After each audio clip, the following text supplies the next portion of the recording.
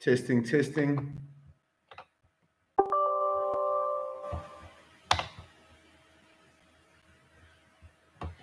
Okay. All right, all right, all right. Gosh.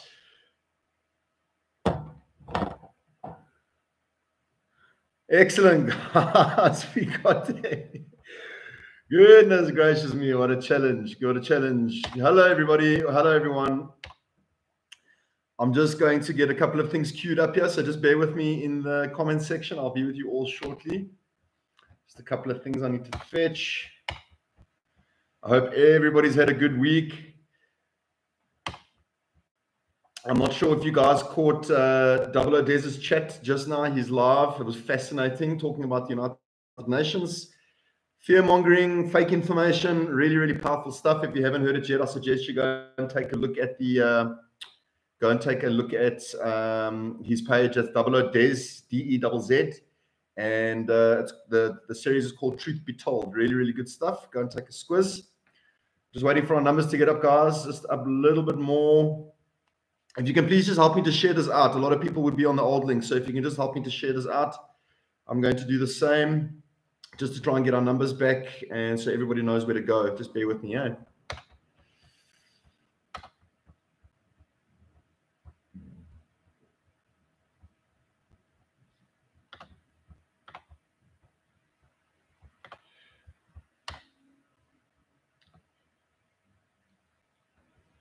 Right, we're creeping up there slowly, slowly. Shame, I think a lot of people have lost. They don't know where we are now. Anyway, let's hope that they find their way, guys. Thank you very much and welcome. Thanks for joining me on this Friday evening. It's a little bit wet here on our side of town. I don't know if it's raining throughout the rest of the country, but a little bit unusual weather, but beautiful nonetheless to have the thunder cracking in the background. So if you can't hear me clearly, please excuse me. It's Mother Nature doing her thing in all her glory. Let's get cracking. So the new wave is upon us, apparently, right?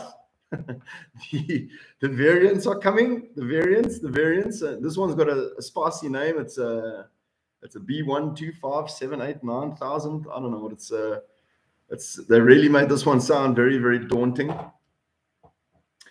And obviously, officially, we've been placed onto the red list, which is very sad. My daughter is her gran and grandpa. They stay in Texas, and she was supposed to be there 2 years ago, and they introduced the lockdown, and they've just made plans now this year to go and revisit them and to jump onto a flight to go visit them in Texas.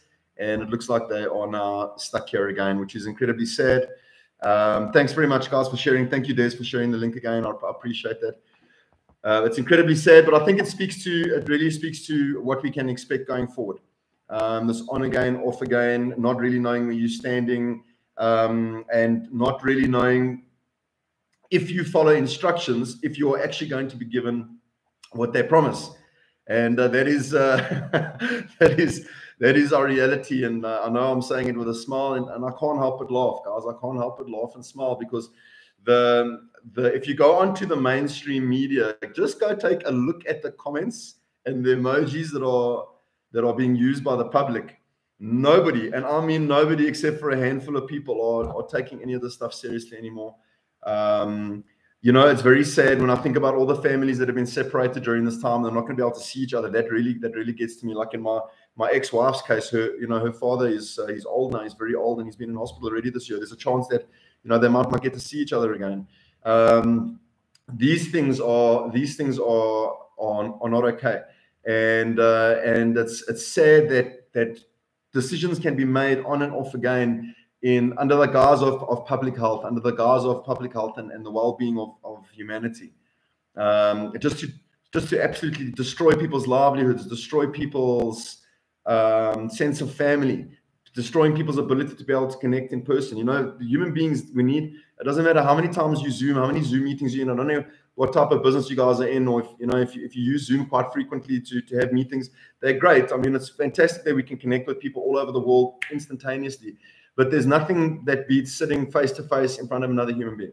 There's nothing better than actually being in that person's company or sharing in each other's company, because that's what we are. We're social creatures. We need those things very, very much. You know, and I think the whole push, the whole design, the way everything is going is that, you know, it's about separation. It's about separating us, separating that part of ourselves, which is a desperate need for humanity to be able to physically connect in each other's spaces.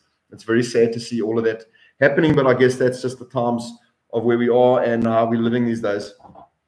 So, so just to get back to it, you know, we're now officially on the red list. I see there's a number of other countries that have thrown us onto that red list as well, which pretty much puts a nail in the coffin for tourism and hospitality.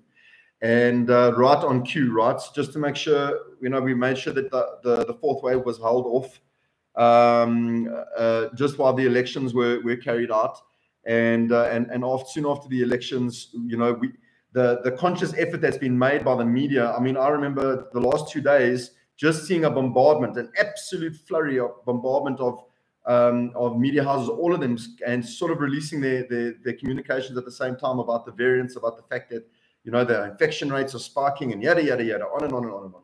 And right on cue, it looks like they're going to manage to shut down our tourism and hospitality over the festive season. Now, I've got friends that are in the industry that contacted me to say, like, what are we going to do? You know, what are we going to do? And I don't know what to tell them. I don't know what to tell them other than, and these guys are saying to me, you know, they are not going to survive. They are not. They needed this December to pull themselves out of the mess that they've been left in for the last 2 years. And without this December, they're pretty much done. That's the end of their businesses.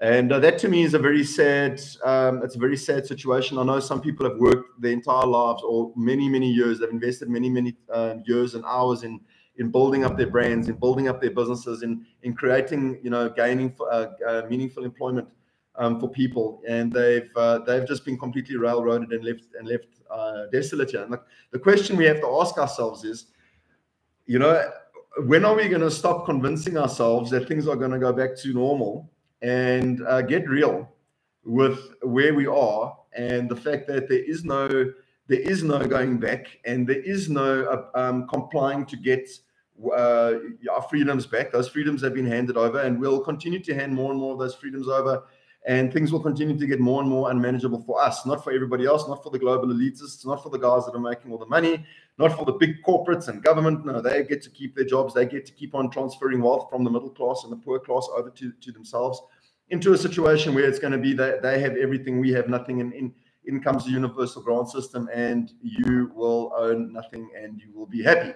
That is where they're taking us now. And so we, you know, I've said to them, I said, guys, how much longer are you going to comply? You know, I think the obvious risk for any of these small businesses is the fact that they, you know, if they just turn around to government and say, well, we're not adhering to your rules, well, there goes their business licenses, their liquor licenses, their ability to be able to trade, you know, there goes everything. But, you know, we are now at this juncture where it doesn't matter if you comply or not, there goes your business. It doesn't matter if you follow all their rules and jump through all their hoops, there goes your business. There goes your ability to be able to provide for your family. There goes your dreams down the toilet. So we, you know, I've said to them, like, what are you prepared to do? And we really need to be thinking about compliance and where we comply and how we comply and where we push back. And I don't know what the answer is here. You know, I really don't know what the answer is. I don't want to give anybody advice on this particular topic, because, you know, I don't know if that advice would be the right advice. But for myself, I'm struggling more and more to be able to look myself in the eye when I comply to a lot of these measures. At the same token, I don't want to be creating an unstable environment. And I think Des touched on that quite nicely today, is that, you know, for the plan to work, destabilization is the key, right? It's paramount. And I'm watching some of the comments. I'm looking at some of the people are talking. South Africans are getting angry.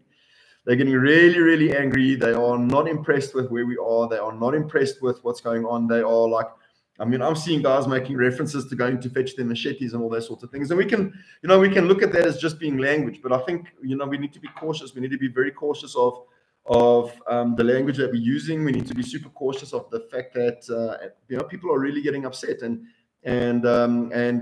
it's not very difficult to destabilize any country at this stage. And you can see that. Look at what's going on in Vienna and Austria and in Australia and all over the world. It's quite easy to destabilize at this stage. And in order for plans to work, destabilization is key, you know. So how do we find that balance between not creating this completely destabilized environment that ushers in chaos and ushers in the military and martial law and all of these things that we must avoid at all costs? What can we do to create an environment where we still have our own integrity and we can hold on to our own values, and we do not adhere? And maybe that looks like people not adhering to some of these regulations for their businesses. I mean, if my business, and this is me again just talking, I'm just using my own ideas here, and I'm not trying to persuade anybody to do anything. But if I knew my business was going under, I knew that it didn't matter what I did now, that whether I complied or didn't comply, my business was going the same way. Well, I wouldn't be closing my doors. And if they were going to come and close me, then let them close me off and let them take me to court and let them issue me with a fine, and let's go to court and speak to the judge and talk about the constitutionality of being able to remove a person's right to provide for themselves. That's in our constitution, and surely that cannot be they cannot trump what's going on in this Disaster Management Act, especially when there's no clarity, no honesty, no integrity in the decisions that are being made, and obviously no follow through. There's no thinking here. I think the other thing that we can do is really just do what people are doing right now and laugh in the face of this thing, because I'm not going to be moved anymore. And I don't think many South Africans are out there are moved anymore. We're not buying into the fear. We're not buying into the fear of the variants. Bring your variants. You know, we are not buying into the fear of the rising infection rates. Well, bring your infection rates. You know, we're not living in fear anymore, because fear is the thing that will stop us from achieving greatness. Fear is the thing that will stop us from achieving our goals, realizing who we are as a people and the power that we have. So I don't think people are going to. The majority of people are no longer going to comply. You know, and I think we must do that. We must support whatever efforts we can and support people's courage to stand up, to speak up, to be vocal, to be visible. These things are critically important. And to do it in a way that it still gives us the power. So we don't we don't use anger. We don't use those emotions that spiral downwards. We need to use those emotions that are fun and jovial and also just a little air of arrogance. We're not here to listen to you and be told what to do. We're all grown-ups. We are sovereign human beings. We understand consequences. We understand if we take this road, there will be consequences, or if we take that road, there will be consequences. Anything that you do in life comes with sets of consequences. There's no getting away from that. That is just the way it works. Those consequences can be good. Those consequences can be bad. But that's the beautiful thing about human beings and about the ability to be able to make our own choices, is that we get to decide what that looks like. And I encourage people to do that now, to stop being dictated to. Don't let people dictate to you anymore, because they will see you without a thing. They will see you with nothing. If everybody has their way, people that are involved in this absolute, disgrace of what is going on right now, if they have their way, you will have absolutely nothing to have to fight back with. You will have nothing to offer. You will not be able to provide for yourself or anybody else, and we cannot let that happen. In Des's chat as well, you would have heard that he mentioned direct elections. So please, guys, go find that group, Direct Elections. Direct elections, I keep on referring to a new system. We're talking about a new system, a new way of doing things. And the reason why we have the challenges that we have right now is because we're using something called the closed party system. The closed party system is where the party gets elected by the people, and then the party themselves elects those who represent that party and the key roles that they have. I mean, that's the current setup now, and it's not very democratic at all, because at a national level, the government gets to decide on who sits where, and with that comes a shirking of accountability. There's absolutely zero accountability to the public, and we've obviously seen direct elections, guys jumping on the direct elections bandwagon, the likes of Michael Louis and Osa and everybody charting the rah rah rah. I mean, I was there. I was part of the process. We went to Parliament. We handed in the bill in November the 18th. And I thought, here we go. We're making some progress in that direct elections bill, even though it was given a constitutional, instruction from the Concords to make sure that the bill was the constitution was adjusted in line with being able to elect our leadership directly, well, the ANC just sort of steamrolled it. They walked all over it. You know, they didn't even adhere to the Concord's ruling. So we can't work through the system to change the system. That is my conclusion that I've come to. I wanted to, you know, you get into the system, you can't change the system until you're on the inside. It's very much like Rocky Balboa. Dun, dun, dun. You know, we're going to get in there, we're going to change everything. Well, I think many men and women have tried to get into the system to change everything, and they get spat out. You know, if they don't get killed, and they get spat out by the system. The reality is you can't go into a broken system to fix that broken system. When that broken system is being upheld by people that need that system to be in place, they will fight. They will give their lives to hold onto that, because they know if they get removed from that system, or if that system changes, the fundamental change to the system, that changes their existence, it changes their ability to be able to carry out their will and what they want to do, whether it be, you know, tender deals or corruption or whatever the case is. People need the system to be in place because of its weakness and its brokenness, and the ability to be able to take advantage of it, and the total lack of accountability. People need these systems to be in place. And we constantly referring to a new system and direct elections. And I think there's some fascinating stuff to be said for what OHM are doing, Organic Humanity Movement. And we really need to get a better handle on organizations like them and what they are referring to when they speak about direct elections. And I think that's the key here. The key here is that direct elections is something that needs to happen. And it needs to happen at a ground level, not through the system. We need to build a system out, and that system needs to become, they needs to overpower the one that's currently in place. And we can do that if we have enough support for that system. And you will see that there's very little support for the current political system. Look at the numbers. Look at the numbers. I know all the political parties are celebrating their wins. They think they've done so fantastically, but look at the turnouts that went to the poll. People are disillusioned with the system, and people are they've completely given up. They've completely given up with and lost touch with reality. That just nobody wants to participate anymore, because in the mind of the people, and they're not wrong, in the mind of the people, it doesn't matter what you do with your vote, it's not going to change anything. And they are correct. We are all correct to say that right now. It doesn't matter what you do with your vote, nothing's going to change. We know that the political parties are controlled opposition. They're all getting funding from the same place. They all share the same set of, well, the big ones at least share the same set of values and ideologies, which are very, very limited in value indeed. But you know, we in saying that, if the system has failed the people, and people are tired of supporting that system, if we can just bring something to life that we can show works, that speaks to the heart of individual liberty, it speaks to the heart of people being able to make decisions for themselves, it speaks to the heart of completely reducing government's power on the people and government's function within society, and ensuring that people have the control that they need to make sure that societies function. That is something that I think a lot of people will buy into. But you know, there's groundwork that has to happen there. There's a lot of groundwork that has to happen there. But you know, certainly we must get behind. We must get behind OHM. We must definitely get behind the direct electoral process, and be active participants, because that's the only way things are going to change. You know, holding the media to account. The media must be held to account. There's no ways the media can be let off with what they've done over the last 19 months or 20 months. There's no ways that we can let the media get away with that.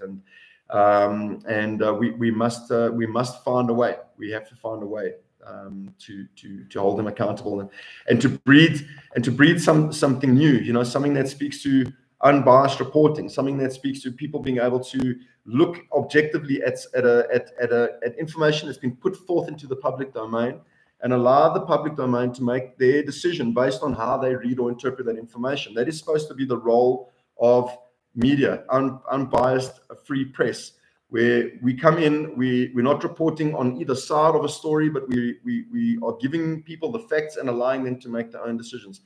There's a huge, wonderful gap, a wonderful opportunity for us to be able to do that. We are in the throes, in the process of busy trying to get this up. As you may or may not know, it's something that I would love to. Yes, I was just going to touch on that now. It's something that I would love to bring to the fore, so I can show you what it is, and also perhaps I can get your support. I'm sure there's a lot of you out there that have got skills and resources that would help me to drive this, or help us to drive this thing called Viral Machine South Africa. where we do exactly this, where we are independent, we are in the face of the media, we are in the face of the corporates, we're in the face of governments, we're asking all the tough questions, we're bringing the information to the public domain, and we let the public decide. You know, we let the public decide. Where the media is so far gone, it's impossible to bring it back. I don't see any hope for the media coming back, because it will always now be recognized as a tool that takes the side of the big corporates, the technocrats, the big tech companies, the government. It really has become a mouthpiece for all of those guys. And as long as that's the case, we're never going to get transparency. And as long as we don't have transparency, we cannot make informed decisions. People out there, you cannot make an informed decision if you do not have all the facts in front of you. You cannot be compliant if you don't have all the facts in front of you. And in a time like this, where the stakes are so high, we need facts, we need information, we need to be able to make informed decisions for ourselves and for our families and for our loved ones. And only I think we have the power to be able to do that. So I think definitely I'm going to bring to the fore. I want to speak to you in detail about Viral Machine South Africa, how I envision it working in my mind, and why I see this as being such an important role and function for South Africa. And it's something that doesn't lend itself to corporates and to sponsorships and to all these things. It's something that doesn't do that. It's something that is completely independent and driven by the people. So yeah, thanks very much, guys. There are now almost 170 people watching. Thank you very much to everybody who's liked, subscribed, and shared. A special thank you to Des and everybody, guys, that has helped to promote this page and this channel. I think we lost a little bit of viewership, but we managed to recover. So we're sitting on 170 now. Please remember to like, share, and to get this out there so that we can continue to grow this channel. The support has been absolutely phenomenal. Guys, I wanted to say something else as well. Over the last couple of days, I've received some incredible donations from people. I don't even know who they are, because they've put themselves as friends of Jared. I don't know who you are, but I'd like to thank you so much from the bottom of my heart. You've made an incredible difference to my life over these past few days, and it really is something that is much appreciated. So to everybody that has helped to contribute towards the work that I'm doing, you'll never understand how much of an impact you've made. Really, really appreciative of all of that. I'm not going to go on too much longer today. You know, I just wanted to touch base with everybody on this Friday. I know that we've got huge challenges in front of us. We've got a very difficult time in front of us, but I know that we have each other.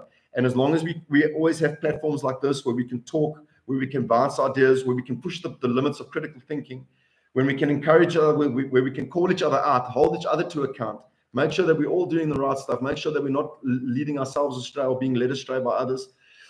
As long as we've got this, as long as we've got humanity, as long as we've got a dire need to come together and to want to make things better, then we have hope. And if there's hope, then jeepers, you know, as long as you've got a little bit of hope in your life and a little bit of faith, it's amazing what can be achieved. There's very little that cannot be achieved. And even though we look at things and we look at the size of this monster that we're fighting, and it's all of its resources and all of its money and all of this, you know, this whole thing that has presented itself, is staring us now in the face. I don't have an answer fear in my body. I don't have an answer fear in my body, in my mind. I don't have an answer fear, because I'm walking in faith right now. I know that this is everything is now as it's supposed to be, and that the fundamental changes are coming.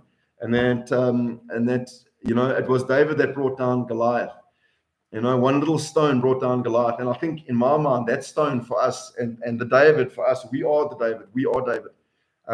We are, and our goodwill towards one another is that stone. And if we can continue to turn our back on the system, not allow that system to frustrate us, not allow that system to make us angry, not be caught up in the you know, the toxicity of what the system is and how it breeds, and really throw ourselves in and invest ourselves into building, bringing life, being finding a way of making the change that we so desperately need. If we can continue to focus on that, then I believe that those feelings, those emotions, that energy will help to create more confidence, more strength in the minds and the hearts of people in South Africa, and that we can use that to build the country and our collective in a way that speaks to total freedom, total independence, total sovereignty, total bodily autonomy.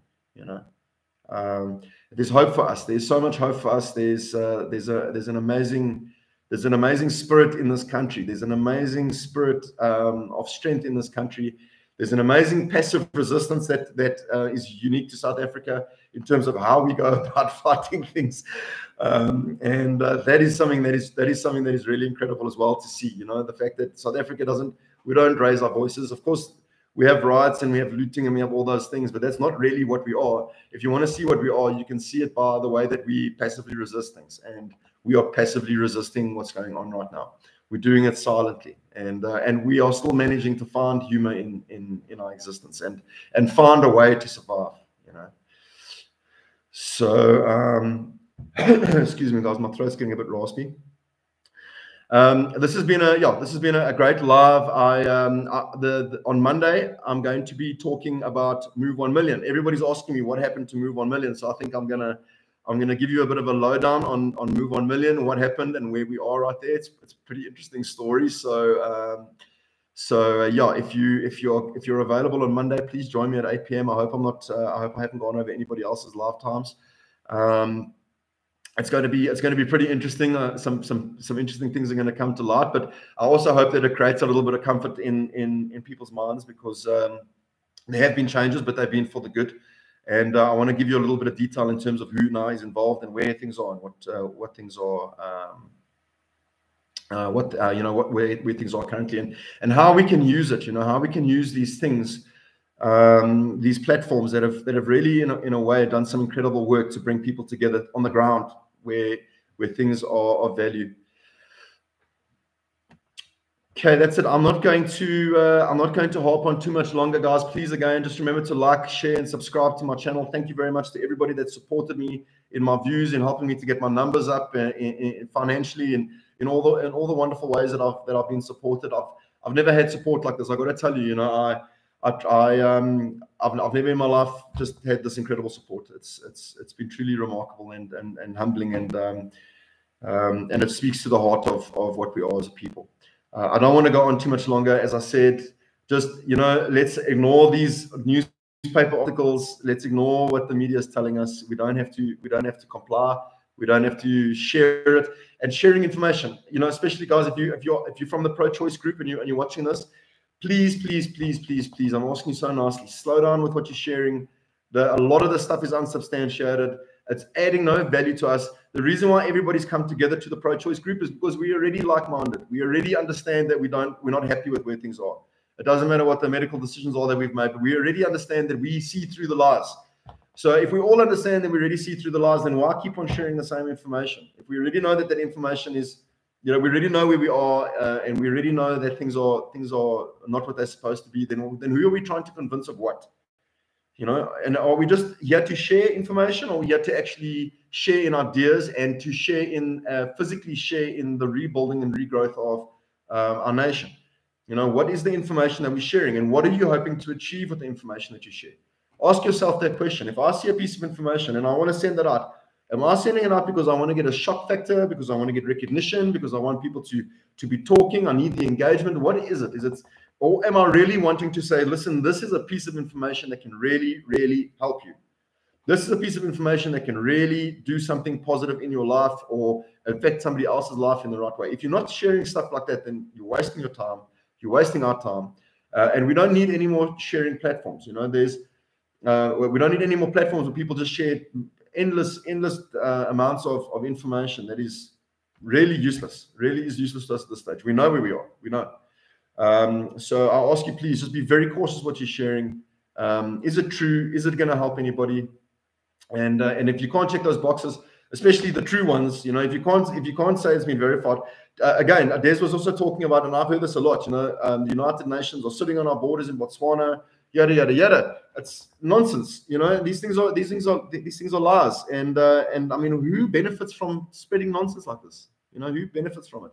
It just causes more disarray. It just causes more division, and that's sort of playing into where we are, isn't it? That's playing into the system. So let's not do that. You know, you can't want to beat something and then play in line with what it is, what it stands for. So please, let's share information sparingly. I'm really encouraged by our group's responses about getting little festivals together. There's incredible events that are happening. You know, Des throws the events, Organic Humanity Movement throws the events. I'd also like to start doing the same thing. Maybe we can bring all of our people together. but no more protests. Staying away from protests, staying out of the police shot. I don't want to be involved with the media or the police. I don't want to see them. I don't want to see them or hear from them. I want to go to nice private environments where we can create the vibe. We can have drum circles. We can have beautiful messages. It doesn't have to be everybody up there standing trying to get the limelight, but rather a coming together of people, discussing of ideas, and creating environments that are warm and safe, and then encouraging people to bring more like-minded friends and their families and their children to come and join us, and slowly but surely building meaningful stuff on the ground. On the ground is where it's going to be most important for us to be, and to be structured and to be set up. Also, if you're not planning now for the next 3 months to have some level of self-sustainability in terms of power and food and warmth and shelter, if you're not concentrating on that now, you're not paying attention. You really need to be paying attention.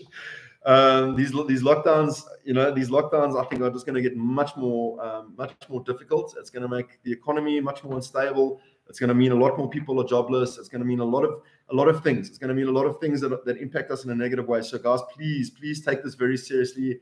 I know that the Double O Des team and OHM and Direct Election, I know these guys, they've been leading the charge in this space for a while now. Please start focusing. Go and see their live videos. Go and take a look at their videos. Go take a look at their channels. There's a lot of information that will be very, very useful to you. Make sure that you have got yourself prepared and you and your family are prepared to deal with whatever comes. And it's always better to plan for the worst and hope for the best than to walk into the worst and not have any plans at all.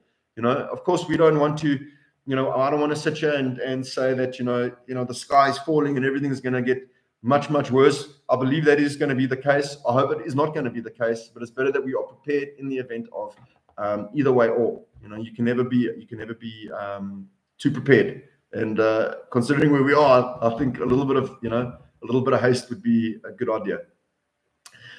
I hope everybody has a blessed weekend. I hope that you have a beautiful weekend. Please stay safe, stay calm, stay kind, and I look forward to chatting to you on Monday, where we unpack what's going on with Move 1 Million. Again, thank you very much for all your support. I really appreciate it. Remember to like, share, and subscribe.